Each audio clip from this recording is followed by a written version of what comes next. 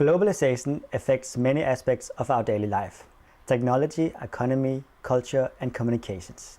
The phenomenon is extensively reviewed in the book The Globalization Reader by Frank Lechner and John Bowley. For today's segment, I'll be introducing 3 theories from this book regarding globalization. Take a look.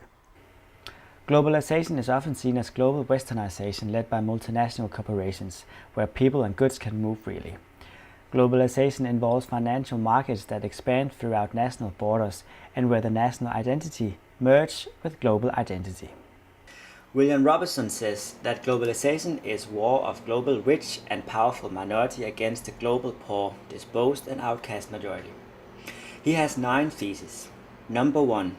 No country can any longer isolate itself. Number 2.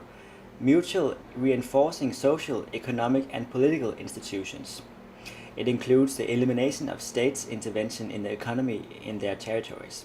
Number 5. The New World gets anti-democratic. What he means by that is that it's a small elite that rules on behalf of capital and participation in decision making.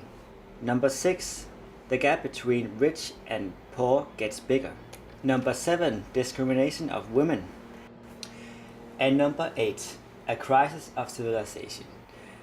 He means by that the globalization creates a diverse form of fundamentalism, localism, nationalism, and racial and ethnic conflicts. And nations need to work together to link the local to the national and the national to the global. Benjamin Barber, Macworld versus Jihad. He says they are each other's ultimate opposition. Macworld is the idea of an open market, but only as long as you can either buy or sell.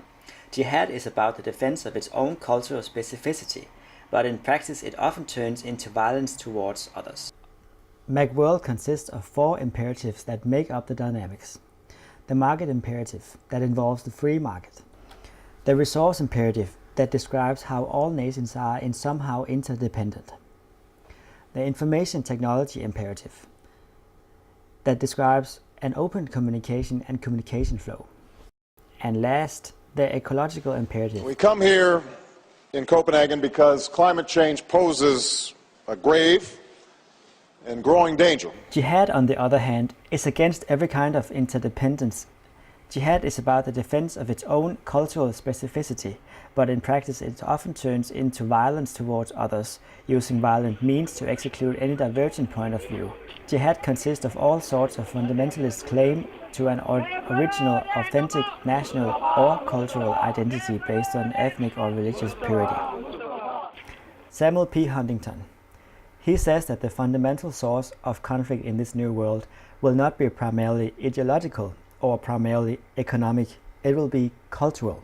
First, civilizations are different from each other. Second, the world becomes a smaller place. Third, religion provides a basis for identity and commitment, which transcends national boundaries and unites civilizations as people lose their national identity. Fourth, the West is the peak of the power. As a result, many non-Western civilizations turn back to the roots. Fifth, religion and culture can easily divide people and create tension even more than political or economic issues can. In Asia and in China in specific, the goal is to accommodate those non-Western modern civilizations whose powers approaches that of the West. Western dominance could come to an end as China storms ahead to soon become the world's dominant economy. For today, Jonas Nynstad, EVK News, Odense.